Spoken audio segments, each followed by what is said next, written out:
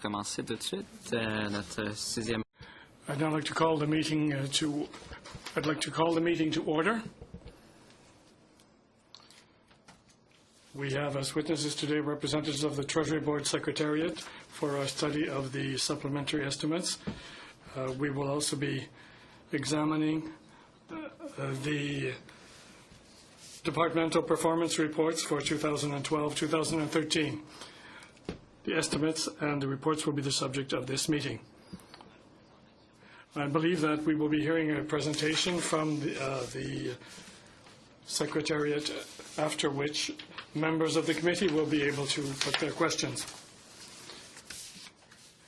Ms. Zeman and Ms. Walker, Ms. Santiago, Mr. Tremblay, and Mr. Matthews, I'd like to welcome you, and you now have the floor. Thank you, Mr. Chairman, and thank you for your invitation to appear before this committee this afternoon to help you in your examination of the supplementary estimates B 2013-2014. We would like to speak for 25 minutes to provide you with an outline of the government expenditures, and then I'll be turning the floor over to Ms. Walker, who will be speaking on behalf of the Secretariat. We will give you a brief overview of the supplementary estimates B and the largest amounts that are included in this year's package. A little bit first, though, in terms of how the actual document itself is organized, because I believe this will be some members' first time going through supplementary estimates. And then I will give some highlights of the largest dollar amounts and a review of where we are, both in terms of voted and statutory funding at this stage in the year after supplementary estimates B. Slide 3, a quick reminder maybe for members, Mr. Chair, that the supplementary estimates and the estimates are prepared on a modified cash basis. Appropriations are an annual amount in most cases, so what happens, this is spending for the current fiscal year, and I will cover off what happens if the money is not spent. An important point to remember is it is illegal to overspend your vote. It's against the law, so it is important that departments don't overspend their vote. And votes in the current stage for most departments, we have a vote for operations, a vote for capital, and a vote for grants and contributions. I did mention that it's illegal to overspend your vote. Having said that, there is no obligation for departments to spend the entire amount of money allocated. It's an up to amount, no obligation to spend the whole thing. If departments do not spend their vote, the entire amount, there's been a fair amount of attention on that recently. 3 possible things can happen.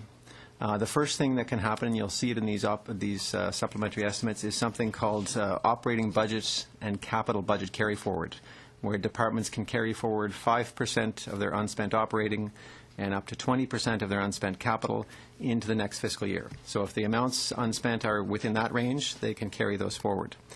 If they're outside that range, a request can be made to reprofile the money, which is to bring it back for the next fiscal year, in which case Parliament would have to reapprove it because the previous fiscal year has passed. So there is something in these supplementary estimates that has been through this process before, and the money did not get spent, and it's back again. And I'll mention it now, but I'll talk about it again later.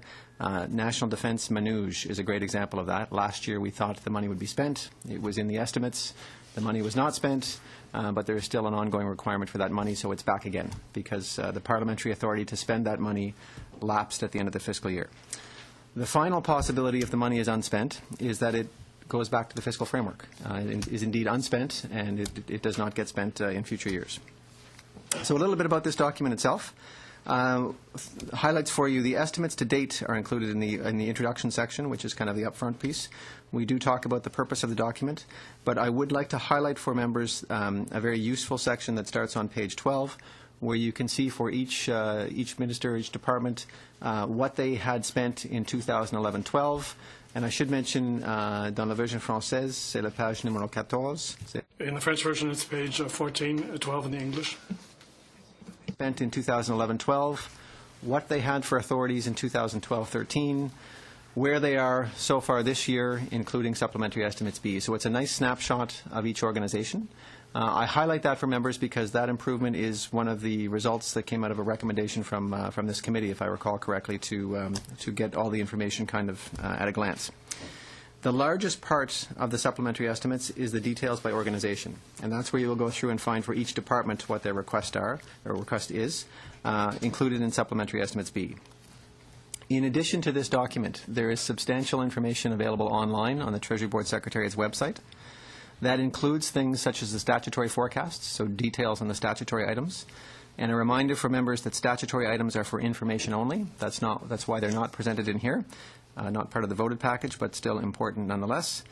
A lot of discussion here at this committee about estimated spending by strategic outcome and program, so that information is available online for each department.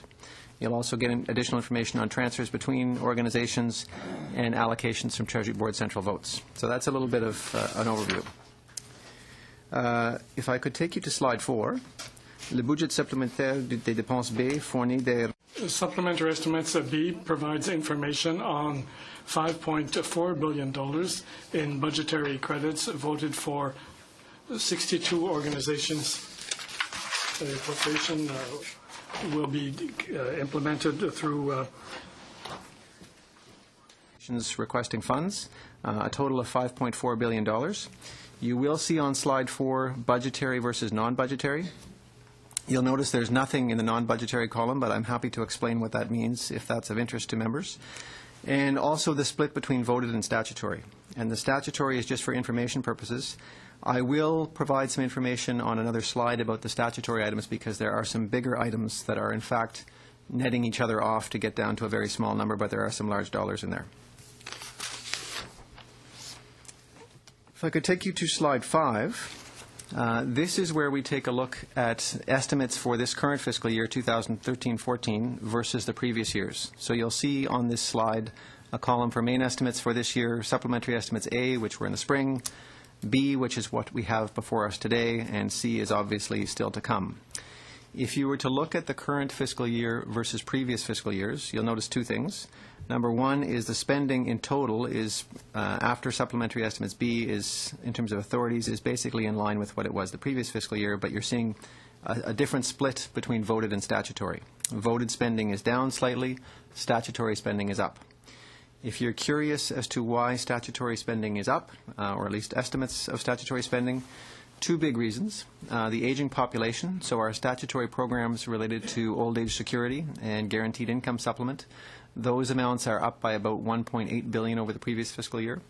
And the other big item I will flag for you is the health transfer, which, as members would know, is up by 6% over the previous fiscal year, which is an additional $1.7 billion. So those two things combined would cause your statutory forecast to go up by about $3.5 billion. So I thought I would highlight that for you at this stage. Slide number 6 is where I will spend some time highlighting the major items for you in this Supplementary Estimates B. So there's a list here of the amounts over $100 million, and I will talk to a few of them. First on this list, Treasury Board Secretariat accumulated severance pay benefits, $955 million. This is a whole of government issue. Members will be familiar with this who've been here in the past. The issue here, or the money involved, is because accumulated severance is being negotiated out of collective agreements as they expire. That being said, this is severance for voluntary departure from the public service. That being said, employees are allowed to keep the severance that they had already earned, and they have been given an option to either leave the money with the government and take it on retirement, or if they want their accumulated severance early, they are in fact able to cash it out now. So as collective agreements have been expiring and renegotiated, there's an amount that has been set aside over the last few estimates to provide for the payment of severance for those individuals who are wishing to effectively cash out their severance earned to date. So this is for voluntary severance. So the amount we have here is $955 million, largely related to national defense, our CSs, which are our computer folks, and our audit and commerce group. So those are the collective agreements involved there. The second item on this list, public safety, disaster financial assistance arrangements, $689 million. That is largely related to the funding committed to provide relief for the flooding in southern Alberta back in June. The total government commitment, as members would know, is in the neighborhood of just under $3 billion, I believe $2.8 billion. This amount is simply a top-up to that. This program is a complicated one in that the amount of money provided by the federal government is based on the amount of money the province spends to effectively clean up the disaster on a per capita basis. And what happens normally is provinces will clean up the disaster and then eventually submit invoices for reimbursement to the federal government. So there's often a 2 or 3 year time lag between the disaster itself and when the federal government flows the money to the provinces. So in this amount, also for the current fiscal year, there is money for Manitoba and for the maritime provinces for some flooding and storms that happened between 2010 and 2012. So I thought I would highlight that for you. National Defence, Canadian Forces Service Income Security Insurance, MNUJ, as I referred to it earlier, that is money that will go to Manulife for distribution to proper recipients. And that money is money that was, in fact, in last year's estimates. It was thought the money would flow last fiscal year. It did not, so it's back again this year.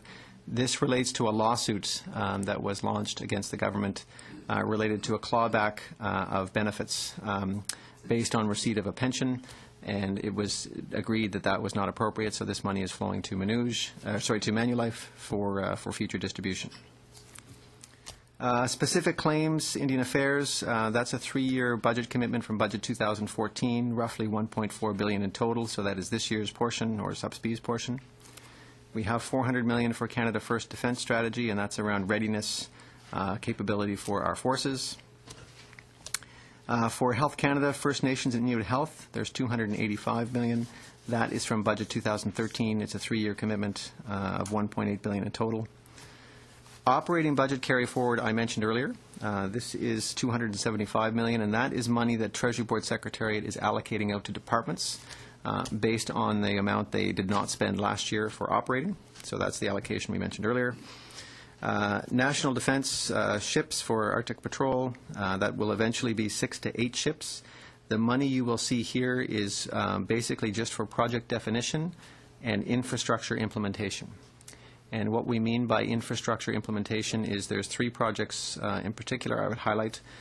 Some work in Halifax to improve a jetty, similar work in Esquimalt on the west coast to improve a jetty there, and finally there's a port in Nunavut up north to basically get that facility ready for the work that will come later. So that's the infrastructure piece of this.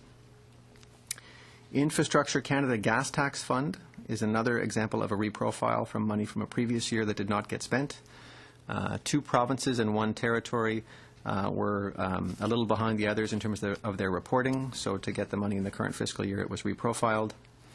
And lastly, I'll mention Foreign Affairs, the crisis pool of $120 million. That is not for any crisis in particular. This is in case there's an international disaster. There's a program whereby Foreign Affairs has money in its reference levels that would allow it to respond without waiting for a supplementary estimate or something like that to have some cash. So it just allows for a quick response. On slide 7, I had mentioned that I would spend a bit of time on statutory forecasts because while the netting results in a rather small number, you'll see there are some rather significant components in here. I will just highlight a few for you. Employer contributions under Public Service Superannuation Act for $443 million. You also have some money in there for fiscal equalization payments for total transfer protection of $55.8. The decrease I will highlight for you relates to finance revising downward its forecasted interest on unmatured debt, $556 million downwards. As I mentioned, the net result is a very small amount, but here's some of the bigger items that are actually making up that smaller item. Slides 8 and 9 are about horizontal items, and we've had some discussion at this committee about horizontal items in the past. Horizontal items are areas where more than one department is actually working together to basically achieve a common outcome. So we have listed the horizontal items here that are included in supplementary estimates. What's interesting about the horizontal items is the money is still voted to each department. So what we're showing you here is the whole picture for all the departments working together. So the first one on this list, just to give you an example, is the Community Infrastructure Fund. That's a reprofile from previous years, but ACOA, SEDQ, FedDev Ontario, and Western Economic Diversification are all receiving money under that program. If you go further down the list, you'll see money for Public Works and Shared Services Canada around modernizing the federal government's pay administration system. And that system itself is 40 years old, and it will be replaced. It was a 6-year project starting in 2010, so 2 departments getting money there. I'm not going to go through the whole list, but I'm happy to take questions as we go. The last one on this list you'll see is Veterans Affairs related to advertising. I will highlight that one for you. That is because it is the 60th anniversary of the Korean War, so Veterans Affairs is planning to do some work to commemorate the veterans from the Korean War this fiscal year, so you're seeing some funds there. The second page of horizontal items is all grouped around items related to immigration and border issues. So you will see here a theme of, on slide 9, of CBSA and citizenship. And that's, members are probably aware that the Government of Canada does not collect data when people actually leave the country via U.S. border crossings. So this actually allows us to, would allow the government to collect information on people leaving the country. It would enable a better job to be done in terms of tracking temporary residents who have to leave the country after a certain point in time. So there's a similar list of horizontal items here, but as I mentioned, all around immigration and border issues. The last one on the list I will highlight as well, CBSA and the Canada Food Inspection Agency. There's funding there for CBSA around Nexus and fast lanes to improve the speed of immigration, and also for clearing the border, and for money for CFIA around products that are regulated in the U.S. To actually enable a speedier approval into Canada for those products that are regulated by the U.S. I will now turn over to my colleague Christine Walker to speak specifically about Treasury Board Secretariat as a department. Bonjour. So for the Secretariat as a department, the total estimates, supplementary estimates B, are $1.8 billion. In terms of program expenditures, we have a number of items in supplementary estimates B. One is, the very first one is on the Workspace Renewal Initiative. This is actually a 6-year project that started in 2011-2012 to consolidate 10 office locations of the Treasury Board Secretariat into 2 to modernize the offices and to reduce office space by over 30%. On slide 8, you'll also note that it is a horizontal initiative because both our department and Shared Services Canada are receiving money. We get $4 million, and Shared Services Canada will receive $3 million because they are responsible for the IT infrastructure in our new workspace. On the second point is funding to renew the Joint Learning Program. This is a joint program between the Treasury Board Secretariat and the Public Service Alliance of Canada, which has been in place since 2001 to do co-development of training for employees. On slide, also transfer from Treasury Board Secretariat to Public Works and Government Services. This is an extension of the Human Resources Modernization Project that we've actually been working on for many years. It started in 2011-12. The Treasury Board has developed a pilot solution and hence will be transferred to Public Works and Government Services to fully implement the solution. The other 2 are very, very small. And, of course, the last one is the travel reduction of $107,000. That is a cut of 5% of our total travel budget from 2012-13. On the next slide, there's a number of central votes, most of which are managed out of Bill Matthews' area. And he's already covered the first 2, and I'll let him cover the balance of the slide until the last one. Thank you. So as mentioned, the $955 for severance we've already covered. The additional requirements for operating budget carry forwards, we've already spoken about what that is. I will highlight the next item on your list. There's a transfer between the capital budget carry forward and the operating budget carry forward, which is a bit of an unusual item. And it does require to go through discussion here because it doesn't effectively involve a vote transfer. When I mentioned operating budget carry forward and capital budget carry forward, there's two caps that are in place. One is 5% of your unspent if it's operating and 20% of it's capital. But there was also a government-wide maximum that was set through main estimates when the central votes for operating budget carry forwards and capital budget carry forward were established. When we finished the results for 2012-13 and we added up all the unspent 5% amounts in departmental budgets, if we added up all those 5%, it actually was in excess of the operating budget carry forward vote. So we had to put some more money in that vote to allow departments to get their full carry forward. So that's what this is. So that explains the transfer between the two votes. There was lots of money left in capital budget carry forward, so there was no issue there, but the money was moved from the capital budget carry forward vote over to the operating budget carry forward vote to allow departments to get their 5% carry forward. Compensation adjustments is the second last one on this list. That is a case where collective agreements are reached. Departments are basically held harmless for any wage increases. So they have their existing base reference levels, and if a collective agreement is reached where there's a salary increase for a certain group, there's some calculations done to determine how much the total cost is for each department, and that money is transferred to each department to cover off that wage increase. So they're effectively held whole for those things.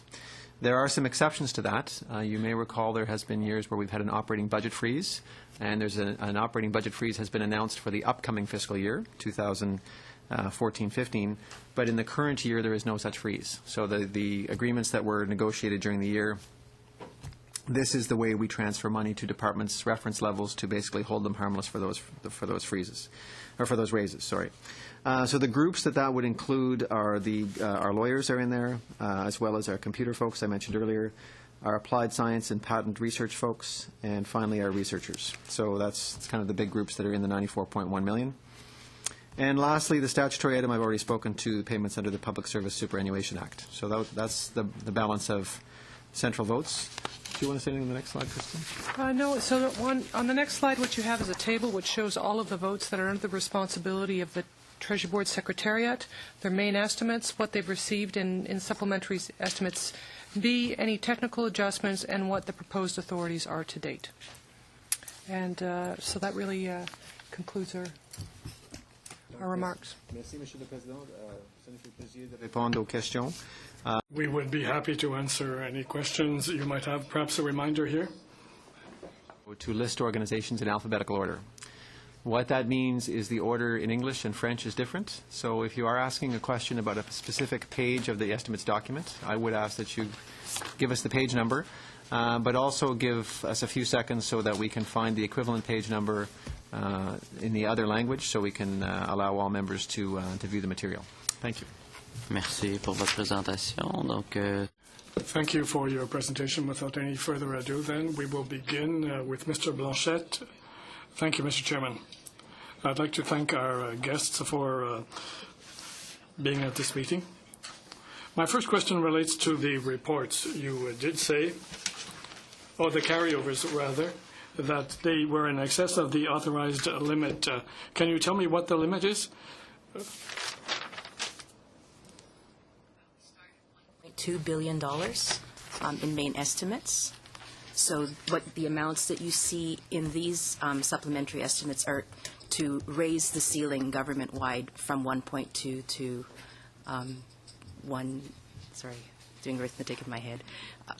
We're increasing it by the value of the transfer and by the new $275 billion. And just for clarify, there was no amount that was exceeded. The point is if we were to give each department their 5%, there was not enough in the vote that was approved as part of main estimates, so we are increasing it to allow us to give the 5%. But there's... Can you tell us how much this particular figure, the figure for this carryover, the 5% and the 25%, what was the total for the entire government? I think that you referred to it in your presentation. What is this total amount? We're at 170 million, but if I could speak maybe to the root of the issue, which is the unspent amounts. So if you looked at government-wide basis in terms of what was not spent in the year 2012, 2013 on voted, which we're only dealing with the voted amounts here, not statutory, you're in the neighborhood of just over $10 billion in authority that was available that was not spent. And that's roughly about 10.3%. And that's, if you were curious about what the previous year looked like, 11-12 would have been about $9.5 billion. So it was more than we're used to. That is not abnormal in a time when departments are still implementing budget cuts because it's illegal to overspend your vote. Departments tend to be very careful, and rightfully so. So it's not uncommon to see large lapses, as we call them, in times of budget cuts. The key question for me when I looked at that is there's really two types of unspent money. Was it planned or unplanned? So to give you a very simple example, in main estimates, there was money that is in departments' reference levels. The budget came along after main estimates, and it reduced the amount of money each department could spend on travel. That money was already in departments' reference levels, so it's already out there. So basically, we then prevent departments from spending that money. So that what we call that a planned lapse, because that's money they have available that they're no longer allowed to spend. That's easy to explain. And about half of the unspent funds last year were what we call planned. The other half, I'm happy to go into detail in terms of explaining what that is. OK.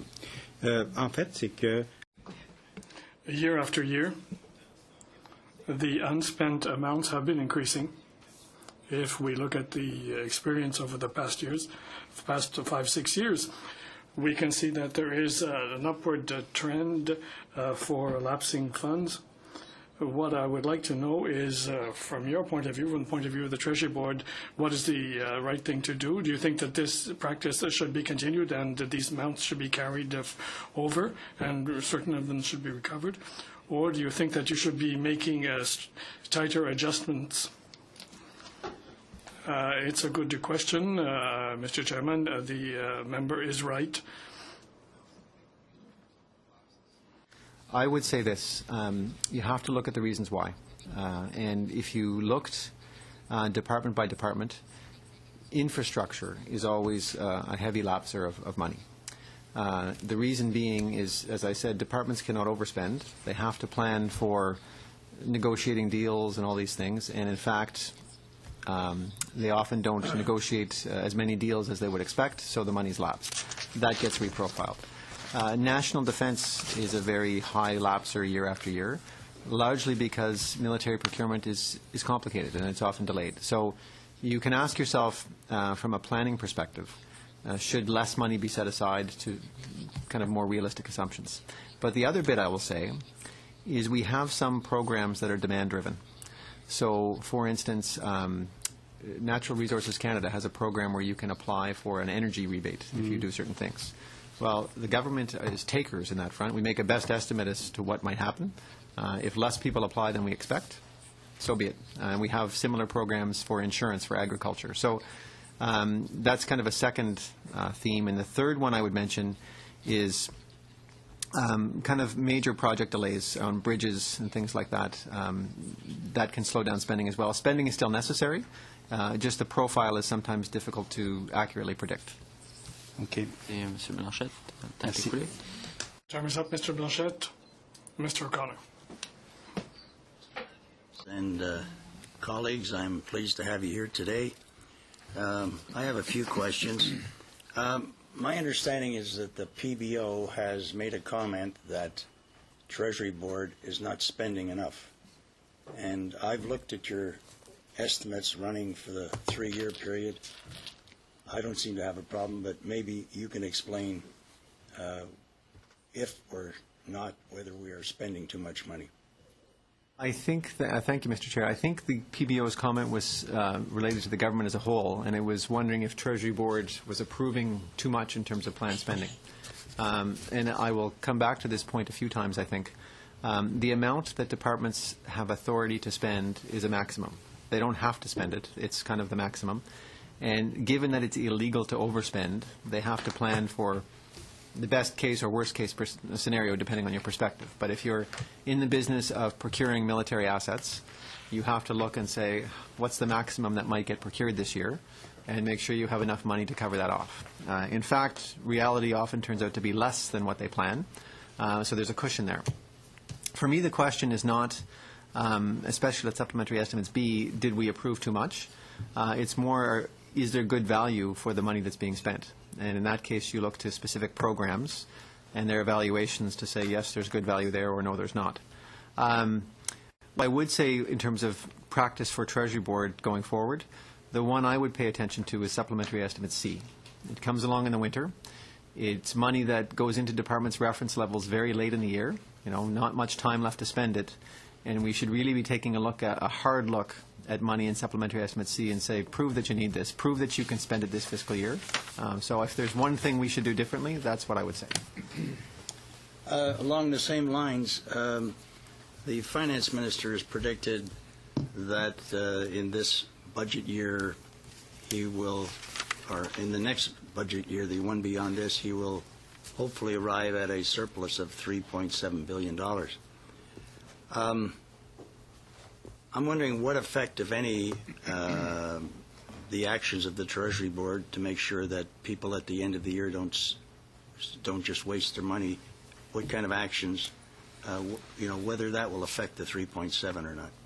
It absolutely will. So when the Department of Finance is preparing its budget, they know how much Treasury Board will likely approve in the upcoming fiscal year. They know how much Treasury Board has already approved, and they always make adjustments for approvals. But they also know that departments do not spend 100% of what they're allowed to spend. So they factor in an adjustment because they're aware that departments will spend 100% less something. So the Department of Finance has quite likely noticed the trend as well of decreasing spending against authorities, and we work very closely with them in terms of their spending forecast. So for the Minister of Finance to project a surplus, it would be based on spending patterns that they've seen in the past, as well as planned spending going forward from budgets that we've seen recently. I've seen you've noted carry forward budget, and what I'd like to know is on what basis is this carry forward budget calculated? Because I guess by error I did a calculation and it was at $11.5 billion, but maybe I understand we spent in cash $90 billion. Is the 5% based on the $90 billion or some other amount? I'll have my colleagues supplement my answer, but it's basically the 5% is on unspent, so it's what was available less what was spent, and you get 5% of that. Have I got that? I don't, do I? always get that backwards. Okay. Not quite. For the operating budget carry forward, the current method is to use as a department maximum 5% of the operating budget that's established in main estimates. So if you have a vote 1 for operating expenditures, that's $100 million. Your maximum that you could carry forward into next fiscal year would be $5 million. And then what we actually allocate so for example, if that was last year into this year we would allocate up to $5 million based on what you actually lapsed. So again, using from last year to this year as an example, most departments lapsed right around 5%. So if you were the department that lapsed $4.5 million, and you would get that. If you lapsed $6 million, you would still only get 5. So it's 5% of your main estimate's operating budget. Merci, Monsieur O'Connor. Merci pour votre réponse. Maintenant, Madame D pour 5 minutes également. Madame D, 5 minutes. Thank you, Mr. Chairman. I would like to follow up on Mr. Blanchet's question previous.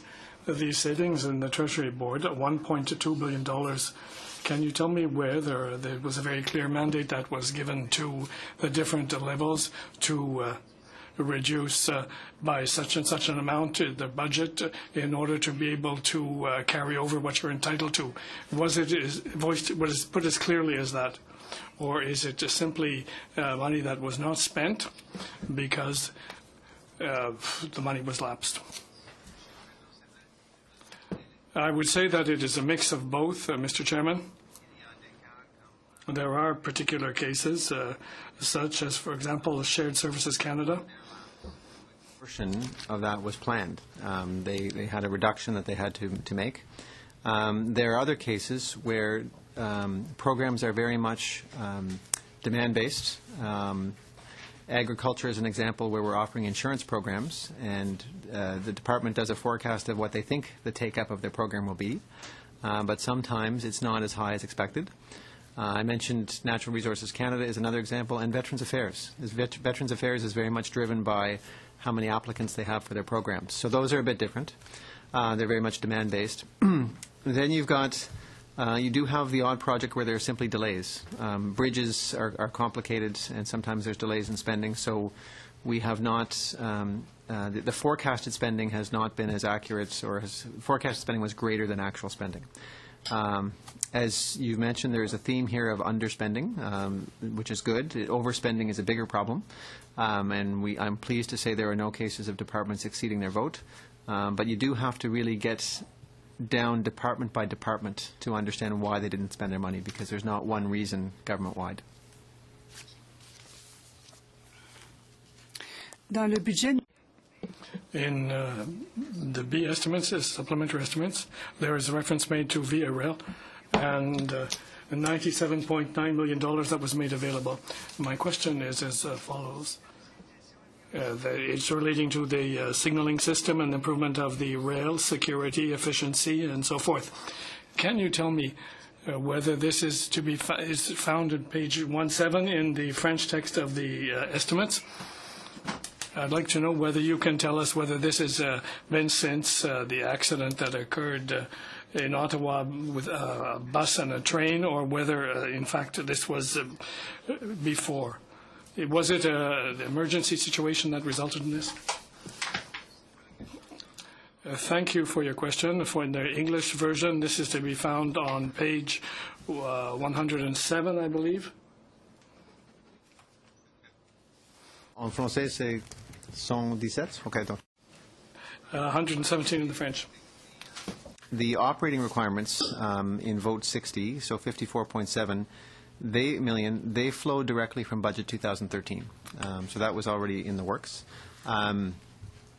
The capital requirements are, I'll maybe turn to Marcia to actually talk about the capital requirements. The capital requirements, a portion of it was also part of budget 2013, and another part of it, $43 million, is reprofiled from previous years, related to delays from other capital projects.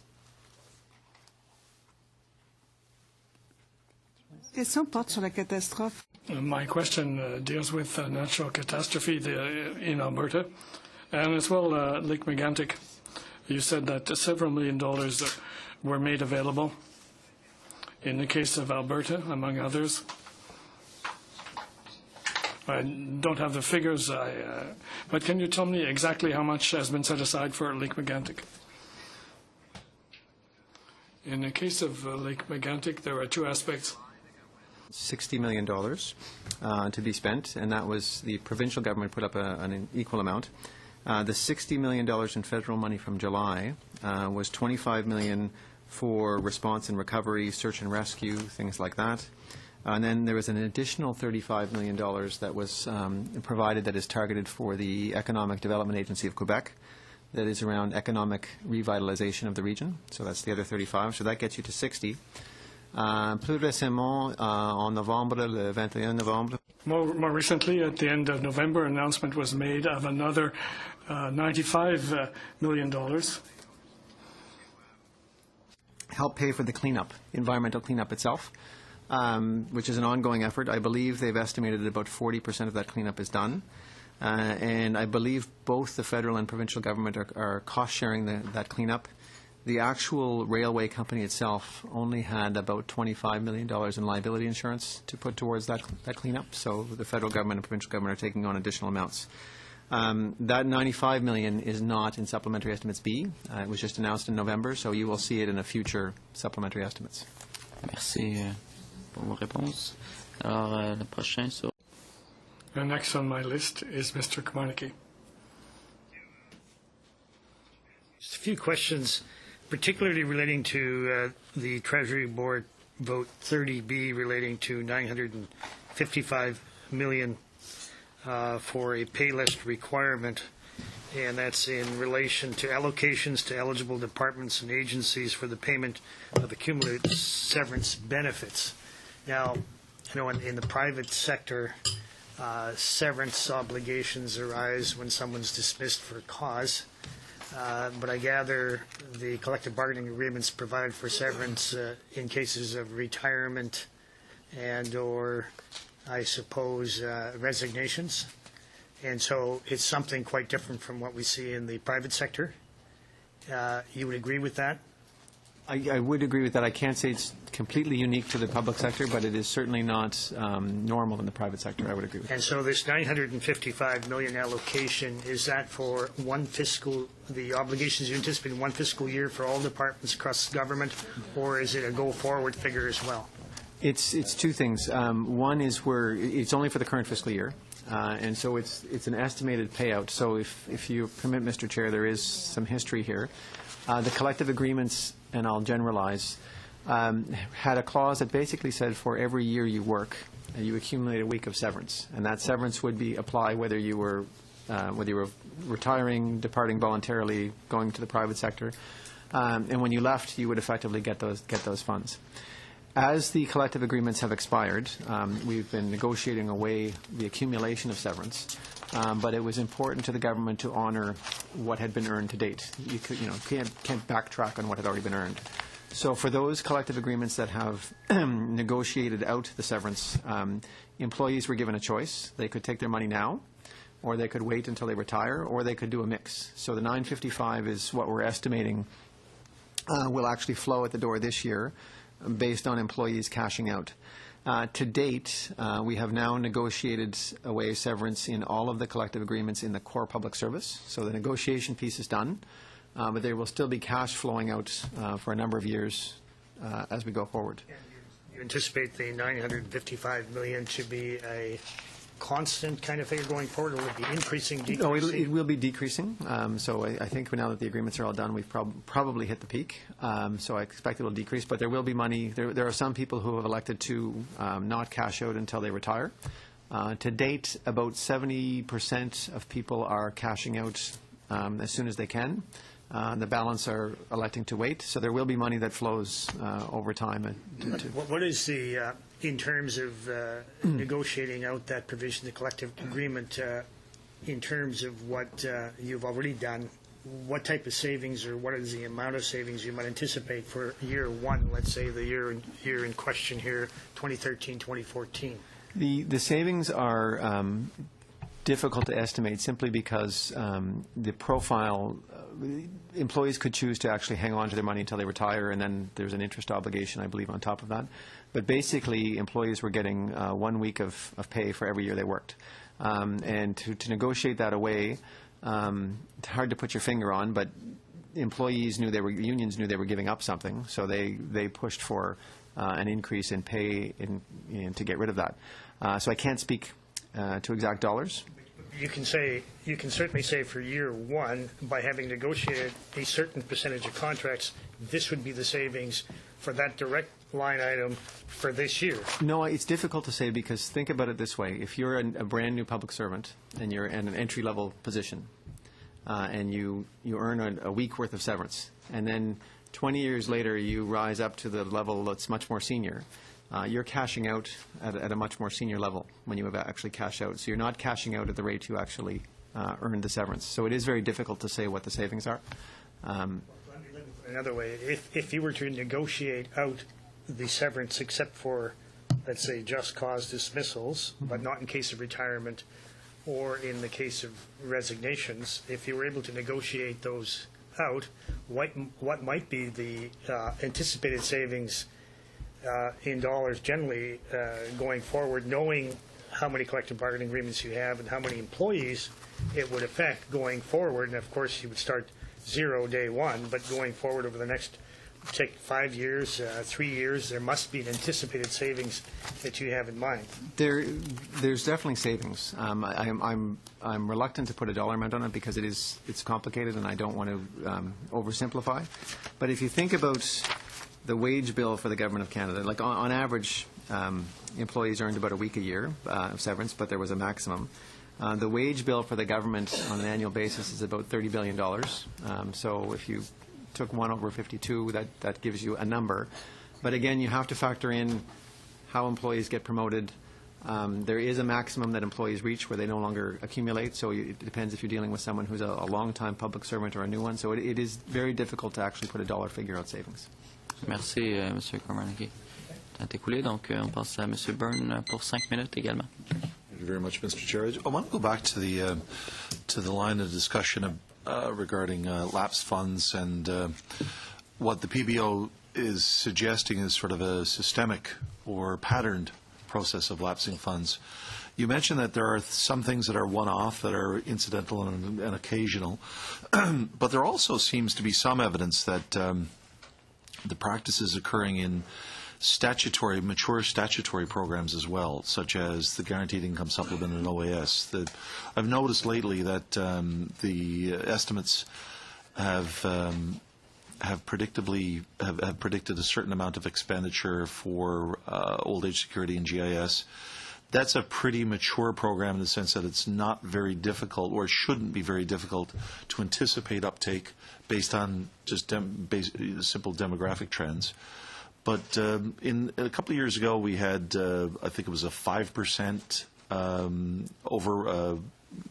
we basically lapsed about 5% of the GIS, probably 4% for OAS, and historically, I've looked at the numbers. We've actually budgeted more over the last 10 years than what and required funds to be lapsed over 7 of those 10 years. The money may not be a whole lot of money if you think about it as 4 or 5%, but these are not small ticket items. This is $27 billion a year for old age security, and about $8 billion, $9 billion a year for GIS. Has the Treasury Board looked at that which I am now preaching to you and suggested that it's a problem, or do you not identify it as a problem?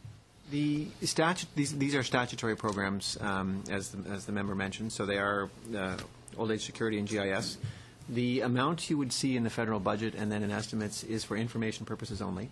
So it's not lapsing as in unspent. There's a number that's estimated.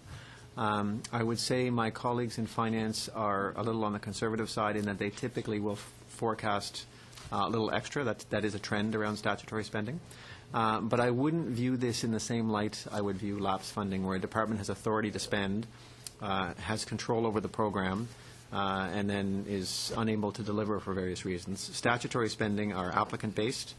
You're quite right, the demographics are the demographics. But I wouldn't characterize statutory spending as being the same issue, simply because it's an estimate that's provided based on the best information they have at the time. And it's not like there was money left on the table. That is an entitlement program, and they do their best estimate. And through the supplementary estimates process, if finance looks at their estimates and they realize that it's in need of an update, they will update the information for parliamentarians. Would Treasury Board monitor this and provide advice or even direction if a department is consistently doing this and it does seem outside of the norm? Treasury Board looks at all spending. We will look at voting more carefully than we looked at statutory. But when we provide our expenditure forecasting to finance, it includes both. Mm-hmm. But we wouldn't necessarily tell finance they need to adjust their estimates. It's sort of a collective effort. For most of the statutory programs, finance actually tells us what the number is, and we just are simply takers. But there's, if we do notice something, we would point it out. I think the concern amongst Canadians, and certainly amongst some parliamentarians, is that there is a political veneer to this, or a political lens, in that we are now kind of captured by a game of how big is the deficit going to be, and can we shrink the deficit, and if we actually lower the deficit, beyond what was originally expectations, then it shows the government to be good fiscal managers. And I think that's really one of the concerns that I might have, is that there may be an effort to inflate statutory spending, which is big ticket spending, and then simply not use the funds, and then show that, well, we weren't, the projected deficit wasn't as high as what was first anticipated to be. So I'm not suggesting you comment on that, but what you're telling us is that you don't actually police that behavior. Treasury Board doesn't necessarily police that kind of behavior. We would police it to the extent that we're aware of what was forecast and what was actually spent, and I'll get Marcia to correct me, but typically finance will start, their starting point for the new fiscal year for their statutory programs is what was spent in the last fiscal year. And then they will adjust, if you think about the health transfer, there was a 6% inflator. So they do revise them. I'm not overly concerned by their forecasts. It is an entitlement program, and it's a very different issue than the lapsed funding for voted programs. I don't know if Marcia, you want to add anything to? No? But if the concern is around the level of scrutiny at the Treasury Board in terms of voted increases, yes. Even now, we go through at the point of not just the policy decision in Cabinet around establishing the funding levels, but also when it comes to Treasury Board to seek program authorities, and again, when the department prepares its supplementary estimates, the department can get asked several times at each stage, do you really need this money? Do you really need all of this money? And as Mr. Matthews mentioned earlier, the level of questioning does increase in final supplementary estimates. So maybe one final comment on the statutory piece, because your question was on statutory. If you look at the forecast and it's wildly different than what was spent in the previous fiscal year, your first question should be, why is it different? And if it's because there's an increase in OAS rates or an increase in GIS rates, that's understandable. Demographics are changing, but you should be able to get an answer to that. Merci. C'est tout le temps qu'on avait. Donc, Monsieur Aspen. Mr. Aspen, 5 minutes. Mr. Matthews and guests, the Treasury Board is requesting $275 million for Vote 25B, centrally managed vote for operating budget carry forward. In addition to Treasury Board's plans to transfer $173.9 million from Vote 33, a centrally managed vote for capital budget carry forward, to the operating budget carry forward to address incremental requirements. My question is, why is an amount of $173.9 million being transferred from the capital vote to the operating vote in 13-14? Thank you for the question. I understand the member's concern here, because members often get very interested when it looks like money is being moved from capital to operating. This is a different case. These are the carry-forward amounts where Treasury Board has a central vote that it allocates out to departments to basically allow them to spend money in the current fiscal year that they didn't spend in the previous fiscal year. To do that, we have to wait until the previous year is finalized so we can see what each department spent, or more importantly, didn't spend. When we finished crunching those numbers, it was clear that if we added up all the 5% of departments for operating, we would exceed what was in the central vote for operating. When we did a similar exercise for the capital, it was clear we could give each department their 20% and still not exceed the vote. There was money left, in this case about $174 million. So the decision was made to seek or to put into estimates a transfer to take the money we did not need from capital budget carry forward and move it into operating to allow departments to get their full 5% carry forward. So this is not a case of moving money that was planned for capital and switching it to operating, which I know is a concern frequently of members. It is because of the size of the unspent money in fiscal year 2012-13, we did bump into a bit of an unusual circumstance. I will also say, though, that if you looked at government spending over the years, it has gone back down, but it's up over where it was 10 years ago. The amount we have put aside for operating budget carry forward has not really been increased in many years. So we never increased the ceiling of operating budget carry forward to properly allow for the growth in government spending. So this was a bit of a one-time catch-up adjustment. Well, can I say then, would this transfer be in line with generally accepted accounting principles? The accounting comes in when we're actually doing the books for what was spent. So this is a mechanism to resource departments for what they can spend. But when a department spends money, if they spend it on operating dollars, it will be characterized as operating. If they use the money on capital, it will show up, if it meets the definition of an asset, it will still show up on the financial statements of the Government of Canada as an asset. So it doesn't matter where the source was. From an accounting perspective, they will account for it based on what it was spent on. So to answer your question, yes. Sorry.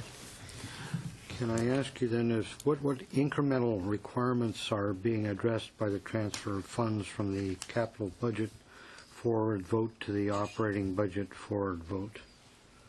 It's nothing specific, but I will say that during the last couple of years, as departments have been implementing the deficit reduction action plan reductions to their budget, they do need flexibility because they've been absorbing costs for things like severance, winding down programs.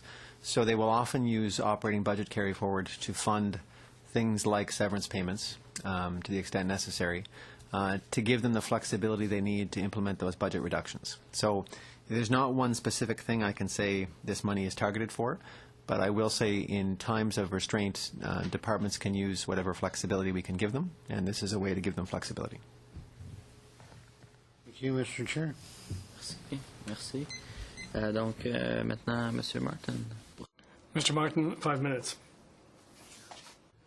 Thank you, witnesses, and I would like to use my bit of time to pick up sort of where Jerry left off, in that he was talking about the unused portion. The lapsed funding is the same as the unused portion. Is that correct? Lapsed, we typically use unused, and I would say typically for voted money. Statutory is just for information purposes. Right. It seems that it goes beyond just being cautious so they don't exceed and break the law by overspending. In some areas like Transport Canada, 37% of available funds were left on the table unspent. $785 million. The Federal Bridge Corporation, we all see what's happening with the Montreal Champlain Bridge. The Federal Bridge Corporation Limited left 30.8% of available funds. I'm getting this from public accounts. I found the training that you guys brought to our committee was very helpful. We try and follow the buck through the whole continuum of spending, but it's useful to look back a little bit and see what's left on the table. It seems to me that, and this is where Jerry would know, being around the cabinet table, there seems to be pressure being put on ministers to shave and shave and shave and don't spend your budget, knowing full well that only 5% can be rolled over.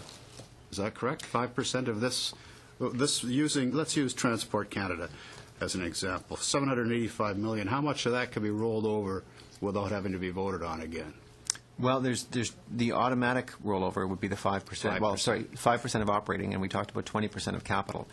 When you're into grants and contributions, which is part of the issue at Transport Canada, there is no such thing as a 5% or 20% for grants and contributions. I see. Departments actually do have to make a case to say, yes, we need to reprofile that money.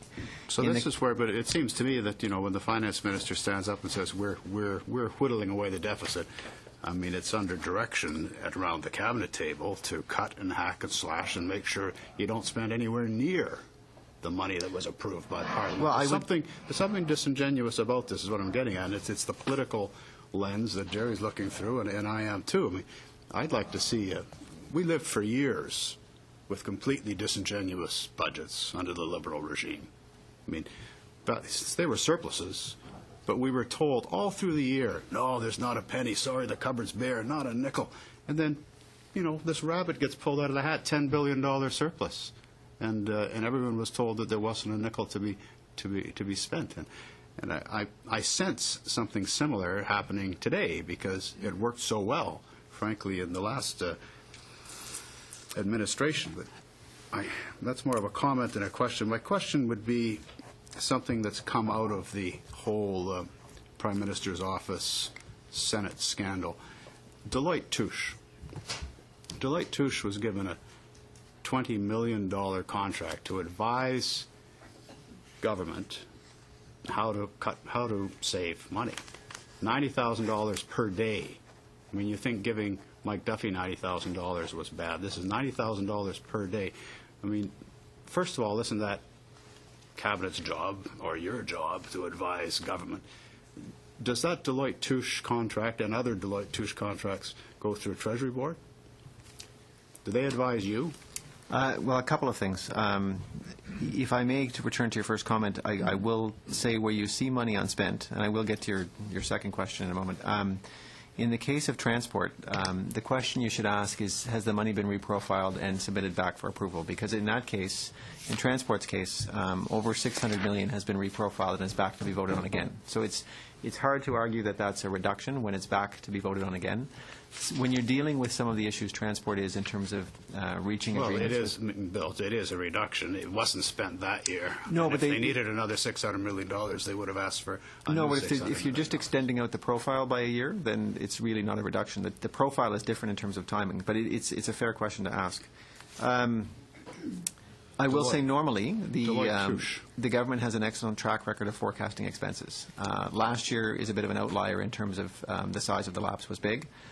You did mention the previous government. If you went back to those surpluses, you would see that the surprises were always on the revenue side, not the expenditure side. To come back to your final question on the Deloitte. The management consulting generally is $459 million in 2012, 2013 in management consultants, outside management consultants. I mean, you're about the smartest guy I know. I don't know I would have to hire anybody else. If they would listen to you and your team, they'd be well served. But do those contracts go through you, and do you end up taking orders from or recommendations from Deloitte Touche? Any department is free to strike a contract with the management consulting firm of its choice through a competitive process or otherwise. The one you mentioned on the deficit reduction action plan actually did indeed go through Treasury Board Secretariat as a department because they were advising TBS, and my colleague Christine Walker was equally involved in the management of that contract. So that one did. I can say How did that make you feel when they were getting $1,600 a day to tell you your job? They probably even couldn't figure out their way through the supplementary estimates B. Because nobody can, except for you. Me, to be honest. He is. The actual advice, some of the initiatives we were looking for under Deficit Reduction Action Plan were transformational in nature. So there was thought was some outsiders in terms of private sector practices, other government would actually be useful in benchmarking that. So in terms of our ongoing day-to-day work, do we use management consultants in my work? The only bit we use is from time to time we contract a third party to do a wage comparison analysis. So if we're heading into collective agreements, we want to see what the private sector pays a similar function. We may consult with a third party to do that sort of study, but as a rule we don't. We use them infrequently in terms of our exercise itself. Somebody's using a lot, $459 million a year. Martin, pour vos questions. Donc on passe maintenant à... Your time is up, Mr. Martin. Mr. Hahn. Because I was part of that deficit reduction action plan, and the $20 million sounds like a large amount of money, but when you look at $20 million divided by the $5.2 billion that was identified, that's less than 0.4 of 1%. Would that fall in line with sort of consulting fees or common practice in other parts of the economy? I'm not sure what the private sector would spend on consultants. They typically, in the private sector, I would say, tend to offer large dollar value contracts, big items. My experience, and it's more anecdotal than anything, is governments tend to use more small dollar individual contracts. But we don't have a formal ratio. If you did go back in time, I think as back as probably even to mid-'90s when those large cuts took place, you would have seen a drop in personnel spending and a corresponding increase in professional and special services. And those two things kind of, one went down, one went up. In recent years, we've seen spending in professional special services level off and start to drop. I have not yet looked at the 12-13 numbers to see what the trend was there. But really, departments are free to make use of whatever resources they think they best need to deliver programs. And that if that involves personnel dollars, that's fine. If from time to time they think they need some outside help, that's fine too. They have operating dollars to do that. In your view, that $20 million was money well spent? That's a question. It was through a competitive process. It was $20 million. We got some advice. The final decisions were decisions for ministers. There are certain issues the government was facing where it was useful to have an outside perspective, yes. Just a couple of quick questions. The $120 million that we set aside for foreign affairs response to major international crises, do they normally use that every year? They did not. They don't always use it. It's there as a safeguard because if there is a crisis, let's be honest. To get supplementary estimates prepared and through Parliament takes some time. So it's nice if they can have some quick funding they can access if needed. In the previous fiscal year, they did lapse a good portion of that money, because it wasn't needed, which is a good news story. Which is a good thing. Yeah. Okay. You talked about the statutory increase in statutory spending because of OAS and so on. About 1.8 billion, I think, was the increase. I mean, I assume we're planning for that to, if anything, accelerate, that increase to accelerate, just because of the aging population. The projections finance uses are longer term in nature, and yes, they're aware of the demographics of our population, and from time to time there's also increases in amounts, so they would be factored in, yes. And maybe I misunderstood, but when you come to Sub C, you talked about, did you talk about needing a mechanism for departments to prove they needed more, or do you have that mechanism? That was more advice to ourselves. I think, if there's one thing I think we could do better, it's asking questions, because Sub C is typically very small. Yeah. So you want, and the reason for that is it is late in the year. We need to do a really thorough job of challenging and making sure the money can be spent in the fiscal year they need it for. But do you have that mechanism? We have the mechanism. It's just okay. Yeah. Okay. Talking about red tape, the departmental performance report said some nice things, of course. Talking about the one-for-one rule, I think the President of the Treasury Board said that save Canadian businesses about $20 million in admin costs, representing a 98,000 hour saving of time in dealing with regulatory red tape. How do you measure that? I mean, how do you measure the success of the red tape reduction plan, and what's the cost of that ongoing monitoring to do that? I'm going to take a small break and hopefully turn to my colleague to answer that question. So the cost of the ongoing monitoring of the implementation of the regulatory reforms is about $425,000. And in addition to the monitoring and the central oversight activities, it also includes TBS support services to the President's Regulatory Advisory Committee, and members of that committee also serve on a pro bono and a voluntary basis. So there is a fair amount of monitoring that is going on. We haven't had an annual scorecard yet, or have we? No, not yet. Is that being published, or how is that going to be published, so that the public can see what's been done? Yeah, I think that annually each department's compliance with the requirements will be assessed, and they will be published in an annual scorecard starting in early 2014. Okay. There must be other countries doing this around the world. Do we compare ourselves with them? Are we learning from their processes? How do we compare with them? There are other countries doing this. I know the one-for-one rule was implemented in some provinces. I'm going from memory here, maybe British Columbia, and they've contemplated similar things in the UK as well. So that was the Red Tape Commission work itself was very much done, at least as a starting point, by consulting with other jurisdictions, because Canada is not the only country facing this issue. How do you ensure that the departments are actually, they bring that in? There's a mechanism for ensuring they're actually following that reduction in regulations? That's part of the monitoring program. Okay. That is headed actually by Michael Presley in our organization. Okay. Merci beaucoup. Merci. Donc, maintenant, on passe à Monsieur Blanchette. Mr. Blanchette, 5 minutes. Thank you, Mr. Chairman. Perhaps I could put a small question relating to Via Rail.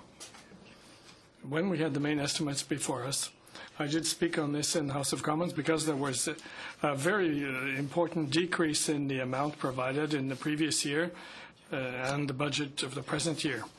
When we look at the adjustments that have been made in this particular item, we see that it is very similar then to the amount for the previous year. I'd like you to explain how it is that there is such a big discrepancy. I think that it's probably a record in the case of federal organizations, the disparity between what was set out at the beginning, proposed at the beginning, and the actual level now. Was there any problem involved in developing the budget itself? Do you have any idea of what the answer might be? to get a really good understanding of the spending at VIA over the last several years, and I will eventually turn to my colleague for some additional information. Mr. Chair, VIA has had some additional cash flow from the federal government over the last few years from time to time because of shortfalls in their pension, and so there was a need from a statutory perspective to actually provide additional funding for their pension. So that was part of the story. There was also some intensive capital injections that have occurred in the past, and not one-time funding, but certainly higher in some years than was planned for an ongoing basis. So it's actually okay to say there's a one-time investment of this, and ongoing will be less. So you did see a spike in terms of the capital investment. So those are the two things off the top of my head, and I will turn to my colleague to see if there's anything else. Just to add that the difference, if you were comparing main estimates from 2012-13 to main estimates of 2013-14, the biggest difference is simply that the budget 2013 funding hadn't been announced or approved through Treasury Board yet. And that if you look at the summary of estimates on page 17 in English and 20 in French, you'll see that from the actual expenditures for Via Rail in 2011 and 12 to their estimates to date for last year and their estimates to date for this year, it's actually not that much of a difference anymore. So total estimates in 2012-13 was about $478 million, and including supplementary estimates B, they will be at 440. So it's comparable. En fait, c'est ça que je dis, là, ça revient. Yes, that's what I was saying, that it does seem to add up more or less the same. I had a question to ask you about the tax on gas. You said that there were two provinces and one territory that hadn't spent this money. Can you tell me which ones? Chair, les deux provinces, c'est le Nouveau-Brunswick. The two provinces are New Brunswick as well as Nova Scotia, I believe, and the Yukon. And can you tell me how much this brings in normally, this tax? I don't have the answer for you. In that case, I'll turn to another matter. I think that this would be a question for Ms. Walker. It relates to the readjustment that you are going to be making to it's a particular building. Can you tell me whether it's a new building or an existing building?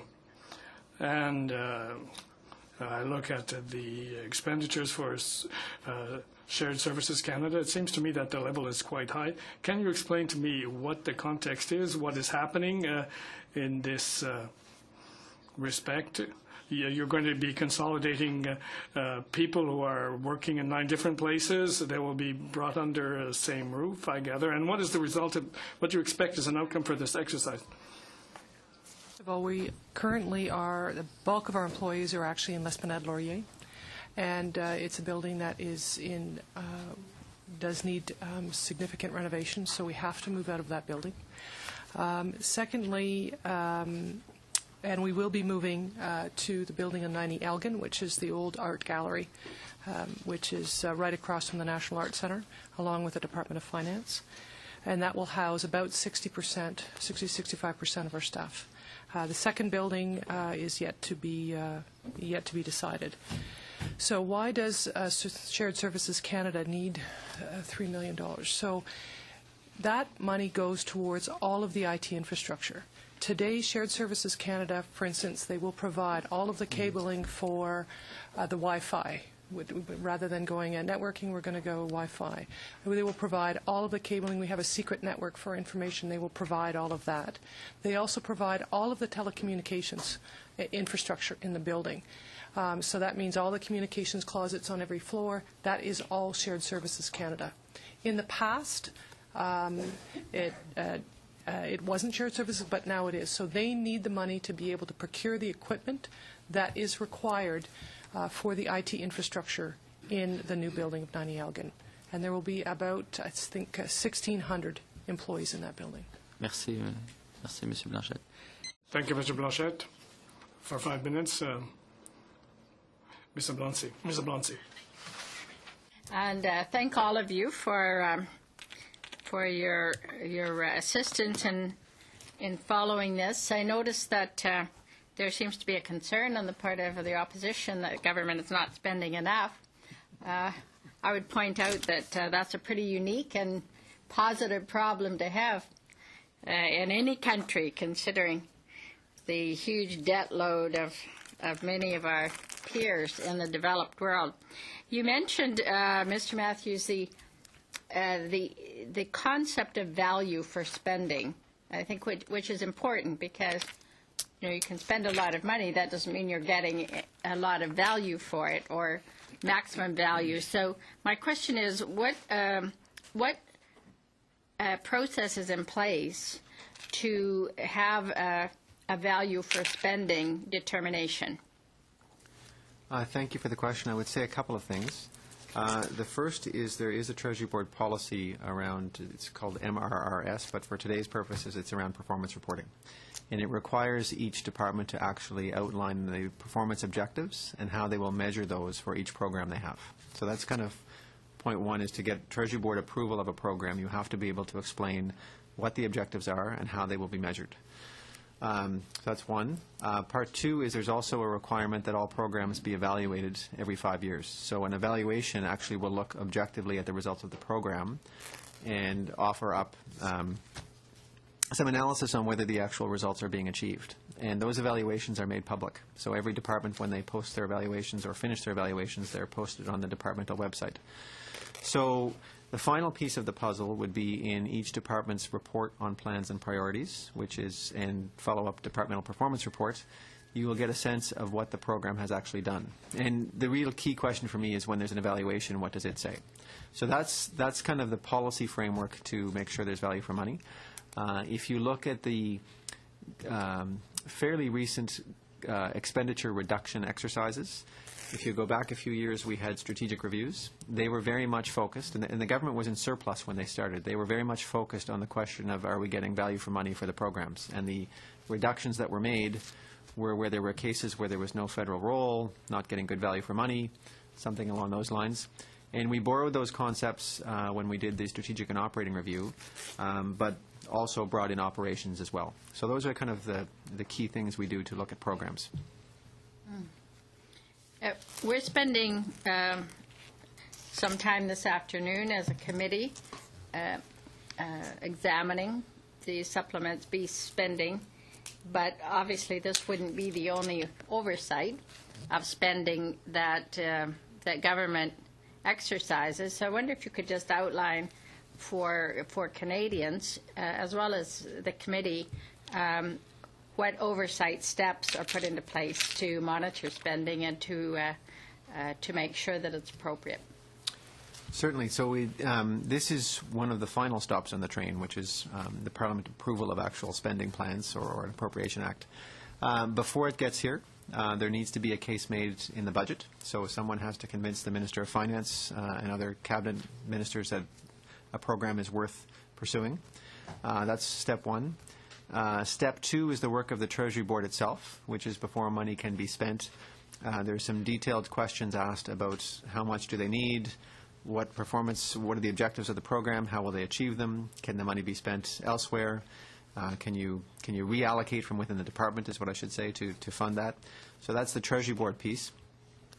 It then comes here, and then there's ongoing oversight of actual spending. So I would point to deputy ministers as the accounting officer for each department, and they are supported by such things as departmental audit committees, an internal audit function, an evaluation function, which I've already mentioned, and then lastly, when the government's financial statements are prepared, there's an independent audit done to make sure they're accurately reflecting the results in terms of how they were accounted for. And so that's kind of the complete picture in 30 seconds. Oh, that's very good. How much time have we got? 30 seconds. 30 seconds. Well, something nice. I think we'll wrap it up there then, and thank you very much. Merci.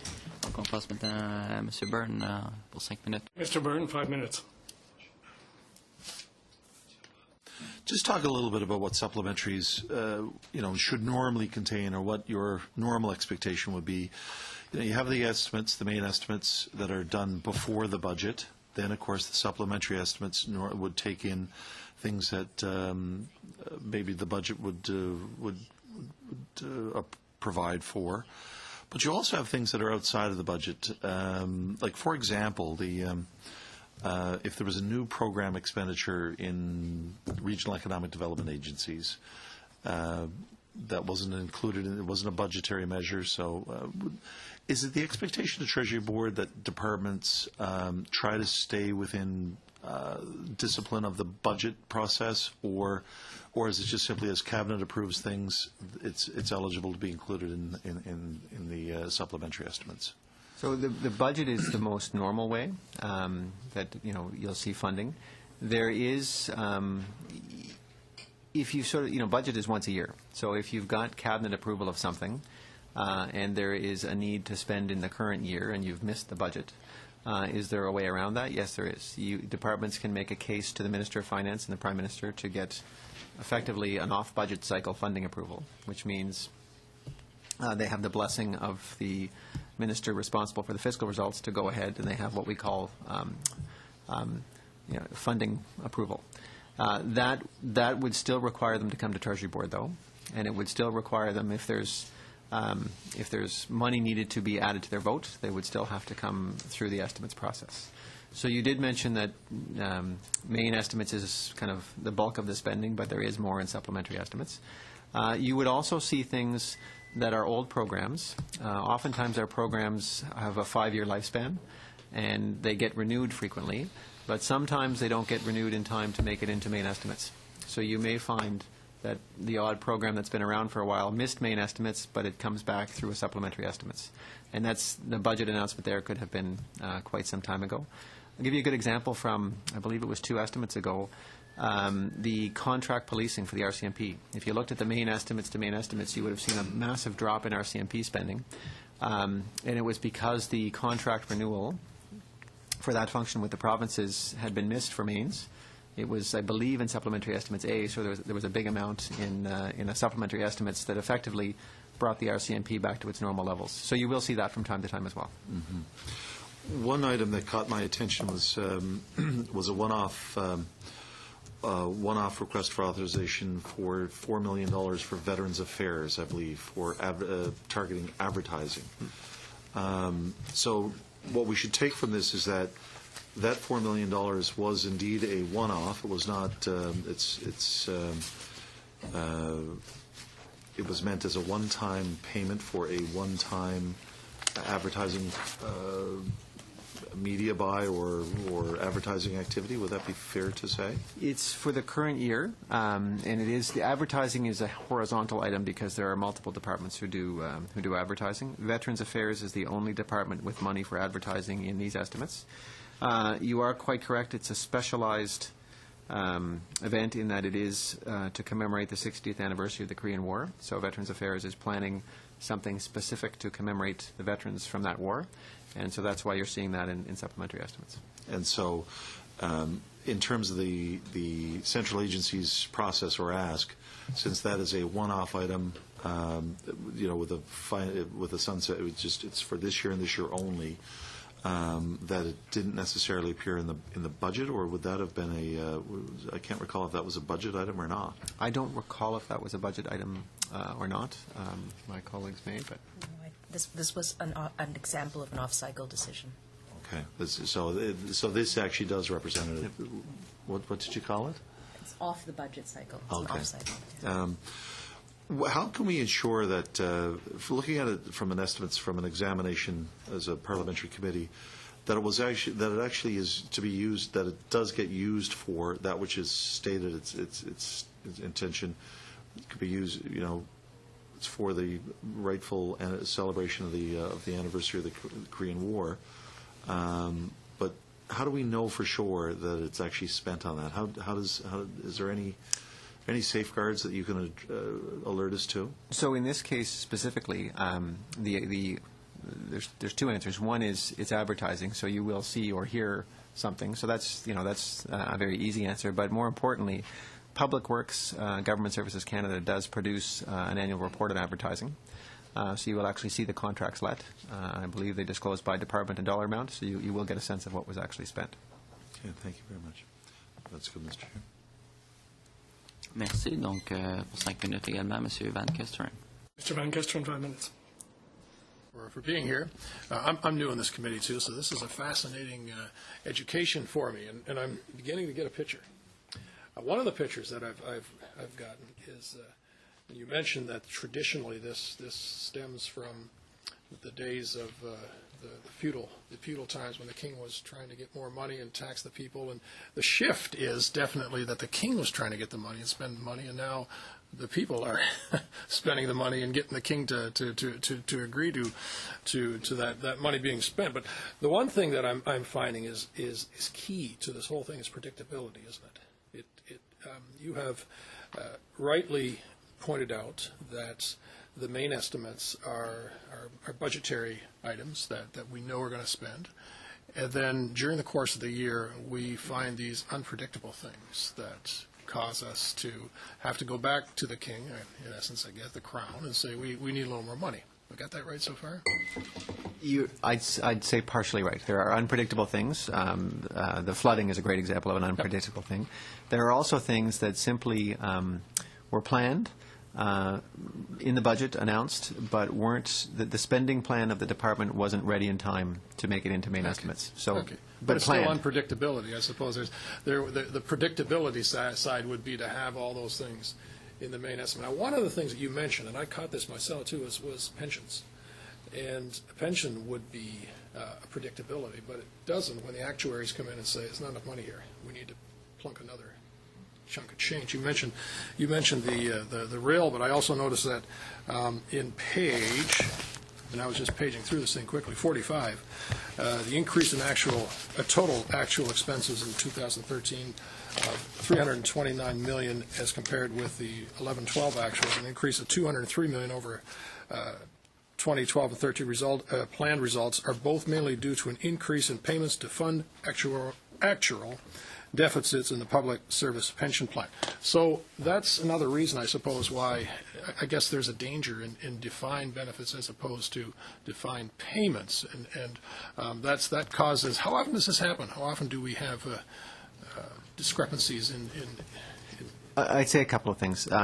Pension accounting is complex, and so you will see some cash from time to time, and I will turn to my CFO colleague here in a moment, where the actuary makes a recommendation to flow additional cash. But from a fiscal perspective, accounting perspective, budget perspective, pensions are a long-term game. These are defined benefit plans, as you have mentioned. And what you will see over the course of an employee's career is swings in investments, returns that will actually cause it to go up and down. And predicting what those will be, the accounting standards allow some flexibility, so the finance department can manage those quite well.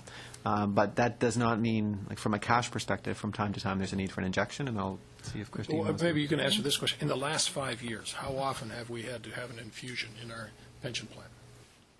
For the public service pension plan, which is the largest pension plan out there, I believe this was the first one that they've had. What happens is the Office of the Chief Actuary, which actually resides in OSFI, does a triannual report. And this time, after the triannual report, basically they said that we had to inject $443 million per year over the next 13 years into the pension plan. Okay, I don't need any more. That's wow, that's sizable. I suppose another one would be interest rates, and that's why we watch interest rates too much. What is the national debt, and how much would be affected directly by interest rates as opposed to bonds that are tied into interest rates? I can tell you the interest expense for 2012-13 is about $29 billion, so that's just interest on debt in total. I have it in my head that if you can maybe give me 2 minutes, I can probably find the number. I probably can. I think I have public accounts with me here. So, if you have another question you want to ask while I get this up, go for it. Sure. I guess tied to that.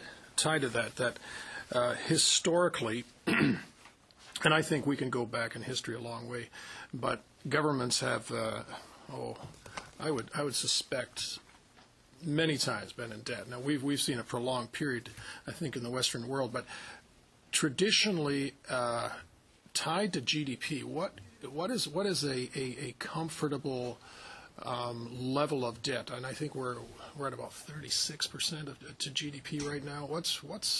Is there something that Treasury Board feels we should strive for? That's more a question for the Department of Finance. They do have a target. My recollection is we're at 33, 34% debt to GDP, but you probably have more up-to-date information than I do. I know Finance has a lower target.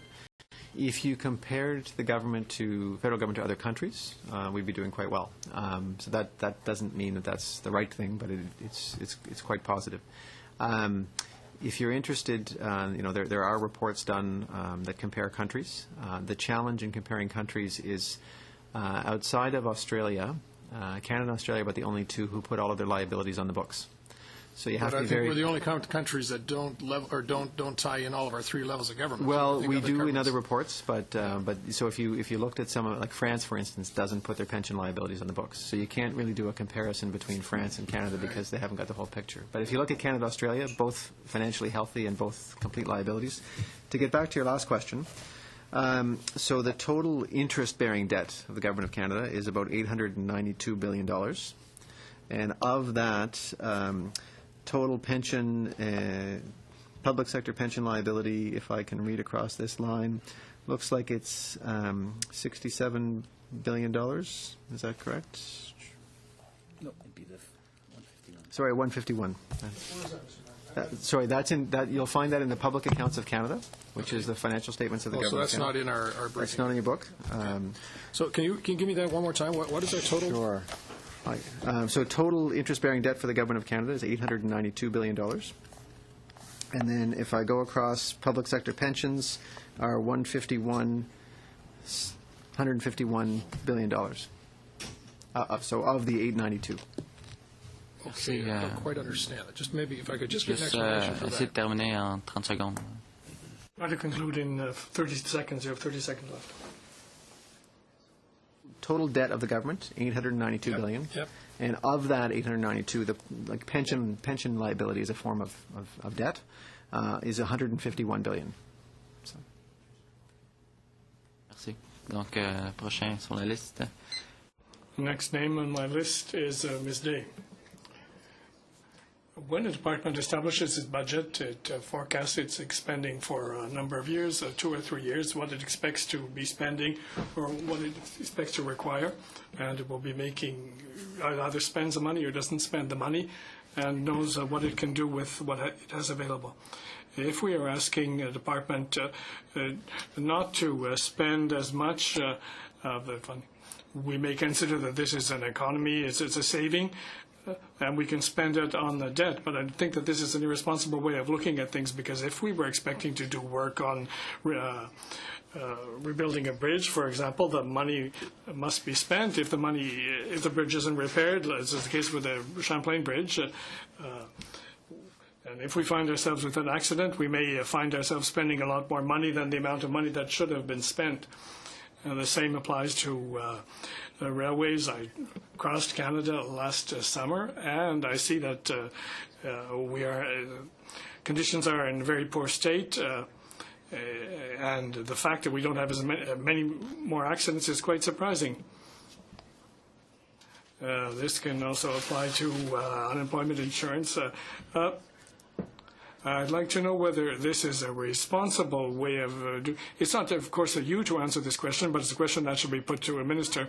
And this brings me to another matter. When we talk about $955 million in severance pay for voluntary departures, you said that 70% of the people decided to cash this out, and 30% decided to keep it. We have a figure of $955 million. Is this the full amount, or is this simply a projection, and assuming that people will be taking a retirement in a certain number of years, and has been spread out, the amount to be spread out over several years so that it would not be added immediately to the debt? I don't mean the debt, but I mean the budget, rather. You asked two questions. First of all, there was a question relating to capital. If we look at the government's exercise in reducing expenditure, most of these attempts You will not see a drastic difference between current years and previous years. It's a very good thing to keep an eye on, because there is always the question when one is reducing spending, are you reducing in the short term, and you will incur some cost later on. So keeping a close eye on capital spending, good thing to do. The second question was on the severance. The actual fiscal liability for this severance has already been booked. It was because Department of Finance and accounting standards would dictate that we have to recognize the benefits employees earned. They were entitled to it, so it was already reflected in the books. So the liability exists on the books already. What we're seeing now is simply cash going out the door that will reduce the liability. The 955 is the estimate that has been made for the current fiscal year in terms of how many employees will request cash. It's an estimate and based on past practice. Our first estimates when we first did this was based on the experience of Canada Post because they did a similar program, and I think their experience was 75% of employees took the money up front. Our experience to date is a little bit less, but really this is a matter of cash flow, not a matter of something affecting the bottom line of the government.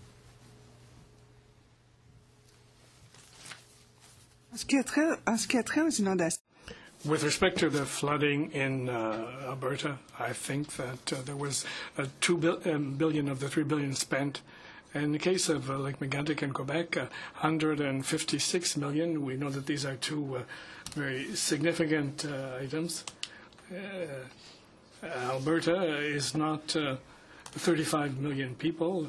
It's not like California or Tokyo. It's fairly sparsely populated, and the same is true of Lake Megantic. It's an area where it's not heavily inhabited. What explains the great discrepancy between the amount that will be spent in Alberta to assist in costs involving recovery following the flooding? Can you define what you mean? Do you mean economic recovery? What exactly?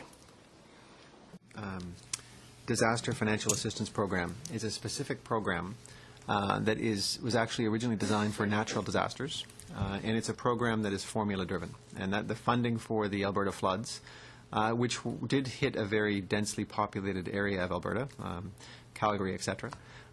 So the formula that is agreed upon with the province is the federal government reimburses the provinces for a percentage of what they spend. And it's also based on what they spend on a per-person basis, so per capita.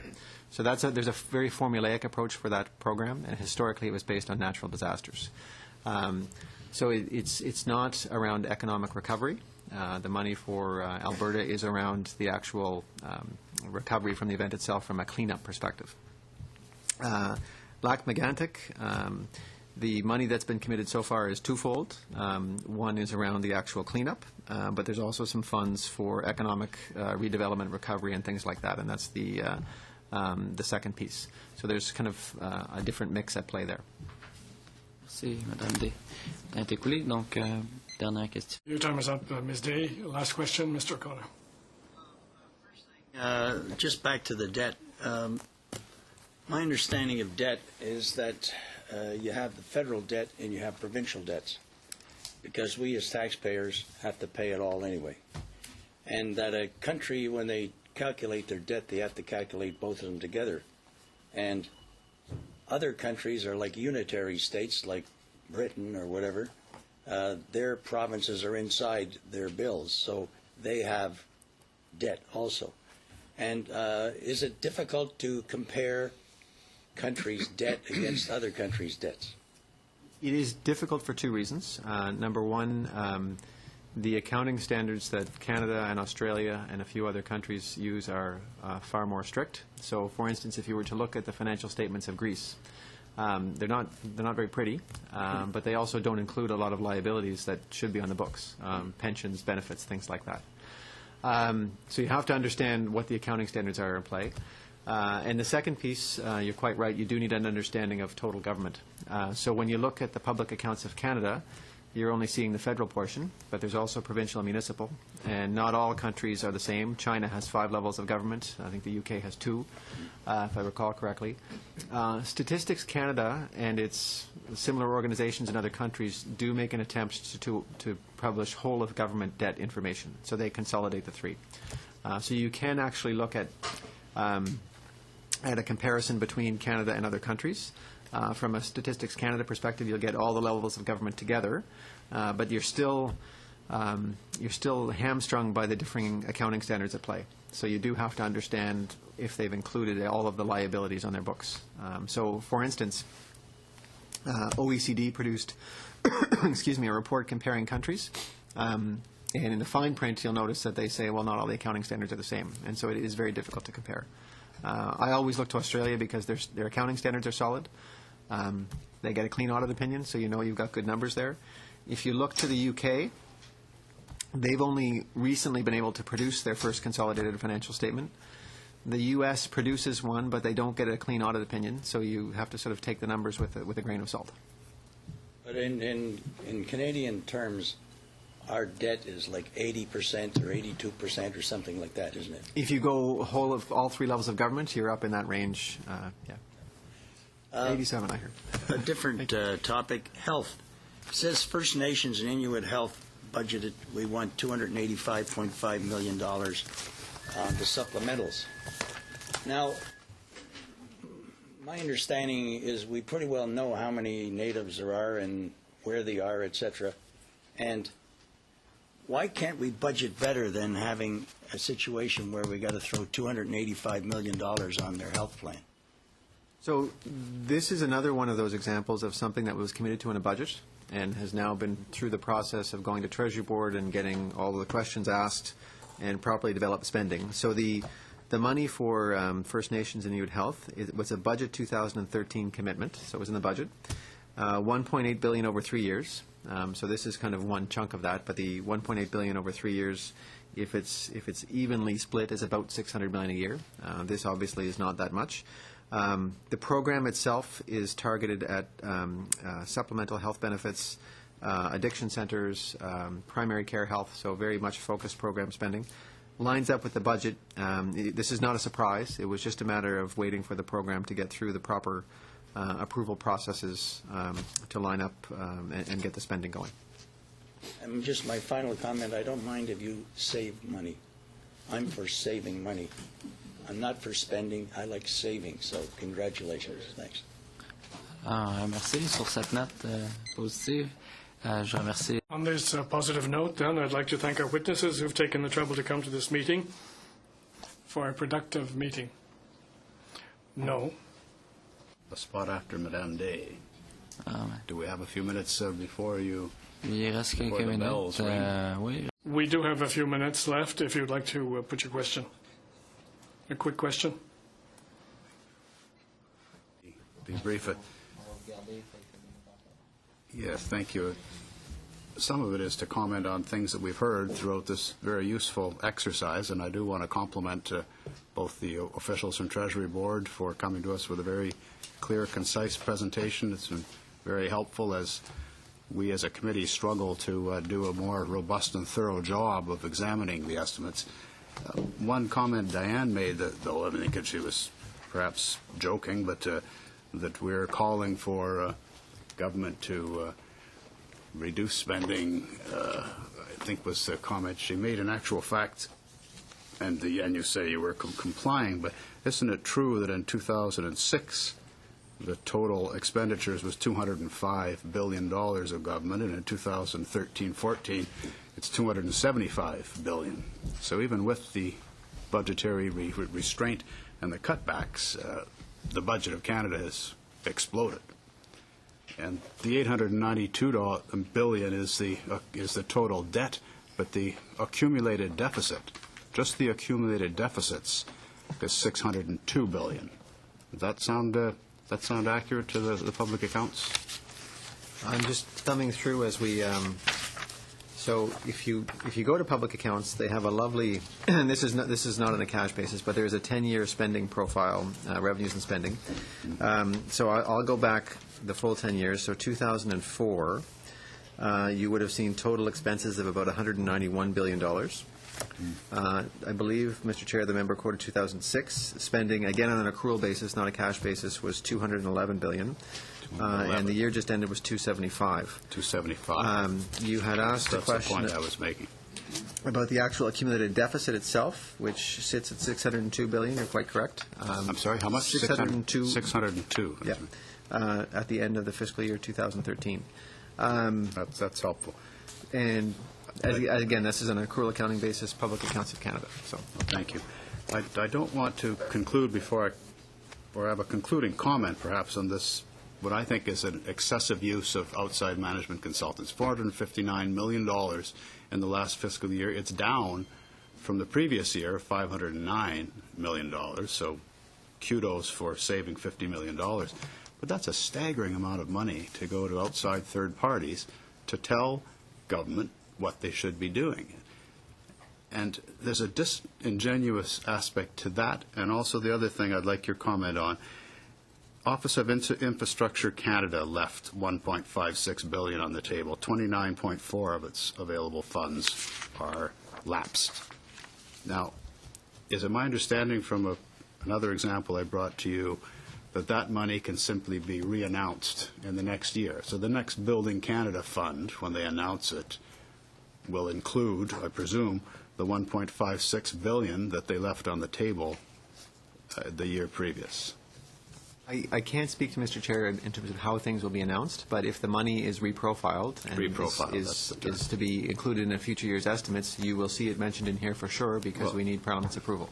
Well, that's what begs the question. I mean, we're going to outside contractors to tell us how to run government like a business, presumably. I mean, Deloitte Touche is becoming to the government what Arthur Andersen was to Enron. But yet we've got this inconsistency here. Like, who would invest in a company, if you want to use the running government like a private business analogy, who would invest in a company if you couldn't trust the financial statements? If somebody pulled a stunt like that in a private sector, publicly traded company, they'd be exposed for misleading people. There's going to be a big announcement, Building Canada, let's build more stuff, and all the municipalities will sing and cheer. But like 50% of it is going to be money that was miserly held back in a miserly fashion from the previous spending year. Am I reading this right? Am I finally starting to be able to figure out these estimates? I'd say two things. One is the estimates are planned spending, and because you cannot exceed, it is an up to amount. If the question is... But the public accounts are departments overly optimistic in terms of what they are hoping to spend? History would tell you that National Defence and Infrastructure Canada are some of our larger lapsers year after year because they're in a more complicated business.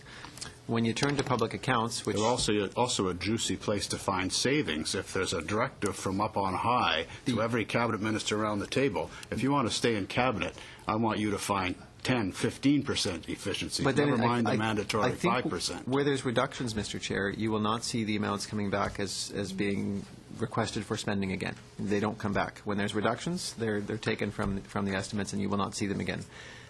You did mention financial reporting, and Mr. Chair, that the Public Accounts of Canada are a key document in terms of accountability. You will notice the Auditor General does sign off on the financial statements, and that's the actual results achieved in terms of spending and revenues, assets and liabilities. And there is, for the current year, the year ended 12/13, the government did receive a clean opinion on its financial statements, so those documents have been audited by the Auditor General. Merci, M. Martin. C'est tout le temps qu'on avait. Encore une fois, je vous remercie.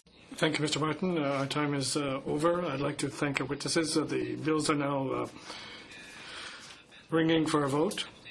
I would simply like to remind committee members that the votes on the estimates will be taking place at the end of our study. The estimates on Tuesday, December 3rd, for your information. Until our next meeting then on Thursday at the same time. Oui.